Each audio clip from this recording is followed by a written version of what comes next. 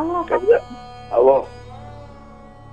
Папе, почитай, пожалуйста, мне книжку Бадржабая «Похищенное счастье». Прямо сейчас? Да, прямо сейчас. Хорошо.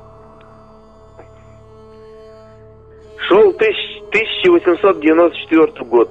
Уже была известна длина всех рек, известны глубины морей и океанов. Позади еще дымились пожарища яростных битв за землю, на которой живут люди, за воду, которую они пьют, за богатство материков и крохотных островов. Позади остались годы, когда законы писались только железом и кровью, когда человечество делилось только на победителей и побежденных. Шар земной оказался исполосованным на всех широтах. Завоеватели обильно оросили его кровью аборигенов, присвоили их скот, выжгли леса. Целые народы, оставившие после себя следы удивительного и загадочного ума человеческого, были стерты с лица земли. Сопровождение. Алло? Ты что, спишь там, что ли?